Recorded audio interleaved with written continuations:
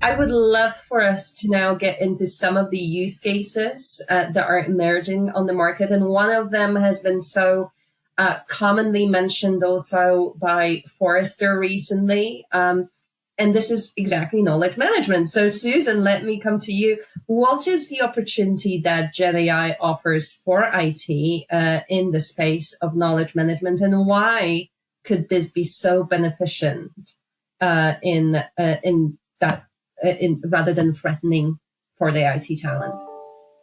No, I'm so glad you bring up knowledge management, because to me, that's not only a great example to showcase the value of Gen AI, but also the best example in showcasing a symbiotic relationship between man and AI.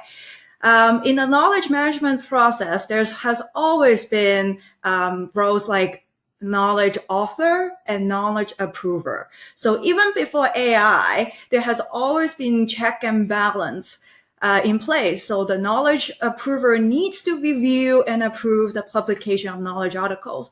With Gen AI, we definitely can automate a lot of process of analyzing data, generating, writing up a knowledge articles, digesting all the available relevant information and generated well-written articles, knowledge articles.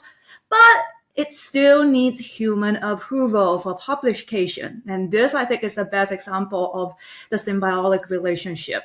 And how I see it related to the job market, I see that the benefit here is you're going to get more knowledge article. You're going to get more updated, more well-maintained article with the same number of IT talents and the same check and balance.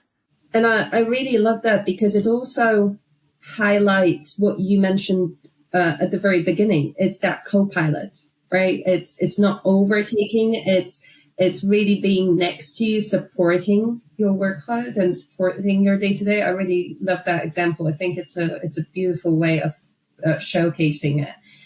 Louis, have you seen this use case getting some traction in the market? Is this becoming a topic at all? Oh, absolutely. It's getting a lot of solid traction, and given the mercurial speed of which LLMs are changing and how many there are, there's much interest in using generative AI to streamline how knowledge gets distributed for greater collaboration, improve the quality of customer and internal request responses.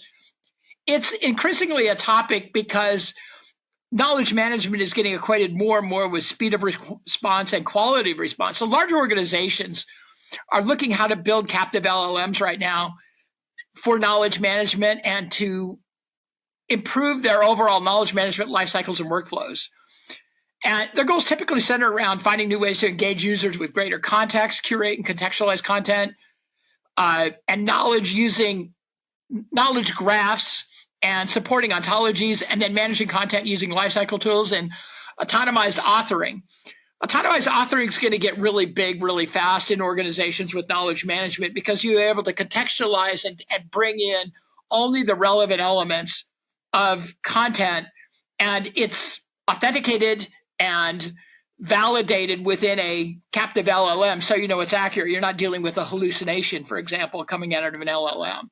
That's the allure of this, and that's why there's a lot of doubling down on this area today in large-scale organizations that are very knowledge-centric. Do you know what? And it's kind of related, I would say.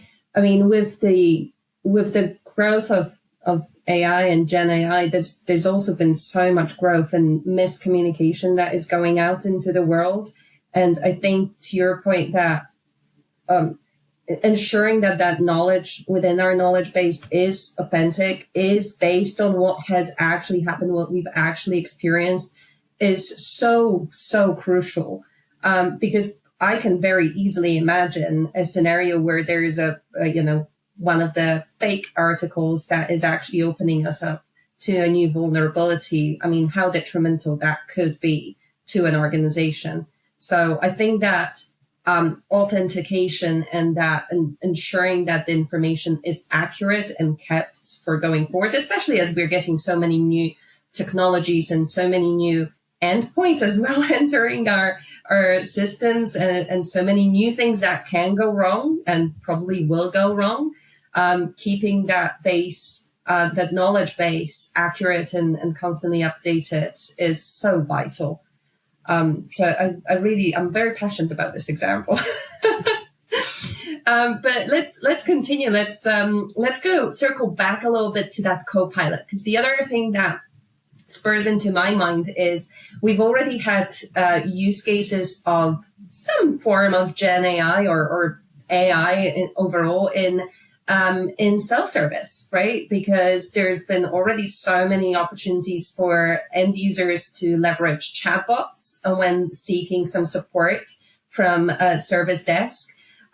So I would be really curious to understand whether that is one of those spaces that presents one of those opportunities for leveraging Gen AI for service management. And Susan, I'm certain that you've got some great use cases for that, especially as you mentioned, the employee experience at the beginning. I'd love to dig into that. Absolutely. So chatbot, I think people will say, well, Susan, there are chatbots before Gen AI, right? And you're absolutely correct. But what I want to highlight is with Gen AI, your experience of creating chatbots, it's greatly improved. In the last generation of chatbot, you still need to decide what the intents of the chatbots are, i.e. what issues, the specific issue the chatbots need to resolve. And then for each intent, you have to provide a number of training examples. And then you have to design what the response for the chatbot would be if the chatbot did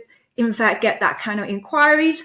And that is a lot of work. And even if back then, if you don't want to go that approach, you want to use the approach of, search. You connect your knowledge base on your knowledge article and let it search. But then when you search, they will only provide you a link, for example, to the most relevant article. And as an end user, you still have to click into that link to read through it.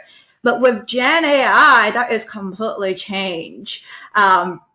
You can, again, plug in your knowledge base, part of the knowledge management we just mentioned, into it. And when somebody search for something, when the end user have a question for the chatbot, well, it will now able to query those knowledge base and generate a response. It's no longer limited to, hey, look at this link. It's now going to give the end user directly the answer. So from the digital experience perspective, that is going to be so much more better digital experience. And even for some of you may say, Susan, chatbot is probably still a bit more than what we're really prepared to take on at this moment. Another good use case is Gen AI right within a self-service portal. So even though it's not a full-blown back and forth chat, Gen AI still make the search experience so much better. Once again, it's no longer, hey, maybe this knowledge article may help you, maybe this FAQ may help you. Now they're going to build Gen AI is going to be able to synthesize those information and summarize it into a step-by-step guide for the end user.